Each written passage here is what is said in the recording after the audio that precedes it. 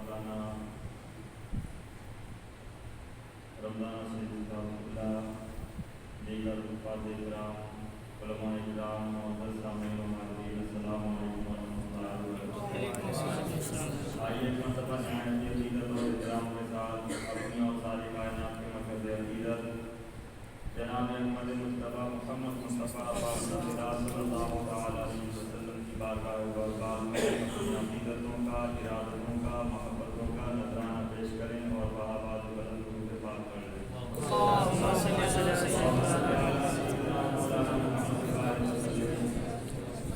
السلام علیکم یا رسول اللہ یا نبی اللہ یا حبیب اللہ صلی اللہ علیہ وسلم۔ حضرات وقت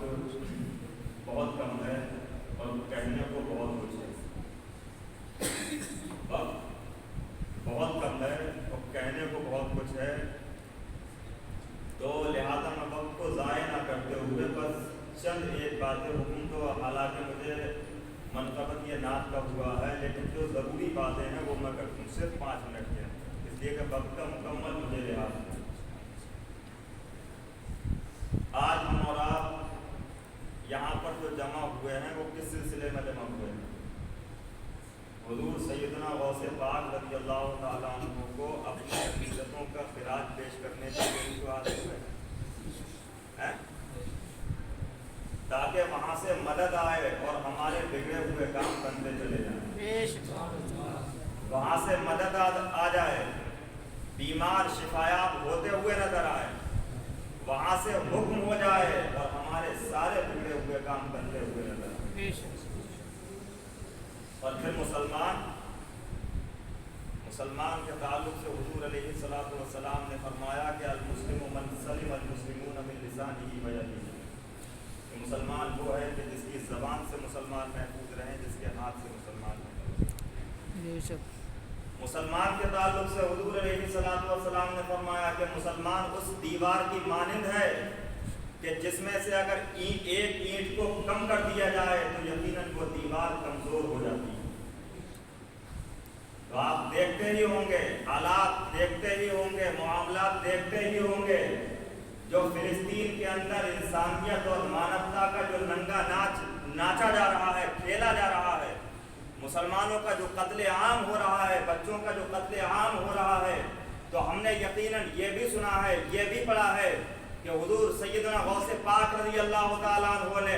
12 سال کی ڈوبی ہوئی کشتی کو باہر نکال دیا تھا۔ تو اگر آج مجتمع ہو کر ہم اپنے بھائیوں کے لیے، ہم اپنے اپنے پیاروں کے لیے اگر اپنے ہاتھوں کو اٹھا کر کے حضور غوث پاک رضی اللہ تعالیٰ عنہ کو وسیلہ بنا کر کے اگر اللہ کی بارگاہ میں رو کر کے اگر التجا کر دیں کہ یا اللہ تبارک و تعالی ہم تجھے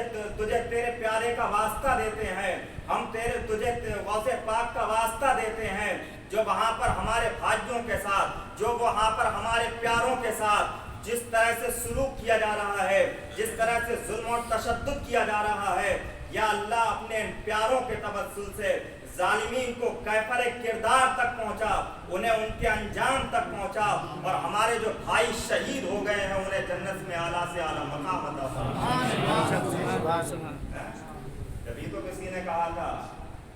کہ یا غوث آدم صدقہ رسول پاک کا جھولی میں ڈال دو، صدقہ رسول پاک کا جھولی میں ڈال دو، ہم قادری فقیر ہیں یا غوث المدد،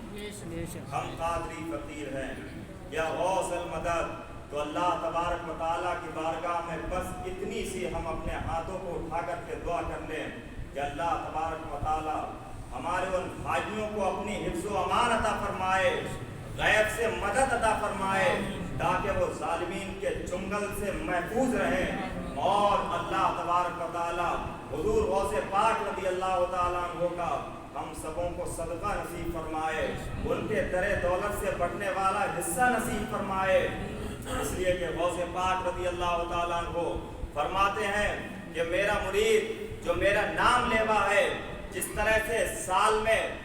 سال یا مہینے یا کوئی دن اس طرح سے نہیں گزرتا ہے کہ جو میری بارگاہ میں حاضری نہ دیتا ہو، اور حضور غوث پاک یہ بھی فرماتے ہیں کہ میں پوری دنیا کو اور جہاں بھی میرا مرید ہوتا ہے میں اس طرح سے ملاحظہ کرتا ہوں جس طرح سے ہاتھ پر رائی کے دانے کو دیکھتا ہوں، تو یقیناً اللہ تبارک و تعالیٰ کی بارگاہ میں غوث پاک کو وسیلہ بنا کر کے اگر ہم اپنے بھائیوں کے لیے استعانت طلب کریں گے، مدد طلب کریں گے، تو یقیناً ہمیں امید ہے کہ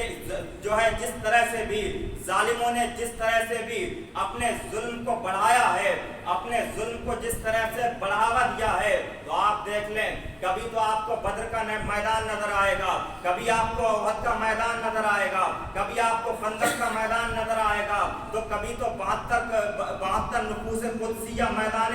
جو ہے میدان کربلا میں نظر آئیں گے۔ لیکن آپ جانتے ہوں گے کہ ان 72 کا نام آج 1400 سال کے بعد بھی زندہ ہے، لیکن جو ہزاروں کی تعداد میں تھے ان کا نام یقیناً مٹ چکا ہے۔ تو یقیناً آج جو لوگ ظلم و ستم جن پر ظلم و ستم کے پہاڑ توڑے جا رہے ہیں، جنہیں نشانہ بنایا جا رہا ہے، جنہیں ٹارگیٹ کیا جا رہا ہے، یقیناً یہ زندہ رہیں گے، اور اس لیے کہ شہادت کا مرتبہ وہ مرتبہ ہے کہ جس کے تعلق سے فرمایا گیا کہ شہید زندہ ہوتا ہے اور شہید کو رزق بھی اس کی قبر میں دیا جاتا ہے، شہید مرتا نہیں ہے، اور وہ تو شہید ہی ہوتا ہے کہ جو اللہ کے نام کی خاطر، جو اپنی عبادت گاہوں کی خاطر، جو اپنے ملک کی خاطر، جو مسجد اقصیٰ کی خاطر اپنی جانوں کو قربان کر دیتا ہے، یقیناً اسے مرتبہ شہادت نصیب ہوتا ہے، اور وہ اللہ تبارک و تعالیٰ کی بارگاہ میں معزز، مکرم اور معظم ہوتا ہے۔ اس کے چرچے یہاں بھی ہوتے ہیں، اور اس کے چرچے مرنے کے بعد قبر میں بھی ہوتے ہوئے نظر آئیں گے، میدان محشر میں ہوتے ہوئے بھی نظر آئیں گے۔ تو اللہ کی بارگاہ میں بس اتنی سی دعا ہے کہ اللہ تبارک و تعالیٰ ہمارے ان بھائیوں کو اپنی حفظ و امان عطا فرمائے، اللہ تبارک و تعالیٰ ہم سبوں میں اتحاد و اتفاق سے رہنے کی توفیق عطا فرمائے، آمین۔ وآخر دعوانا الحمدللہ رب العالمین۔ السلام علیکم۔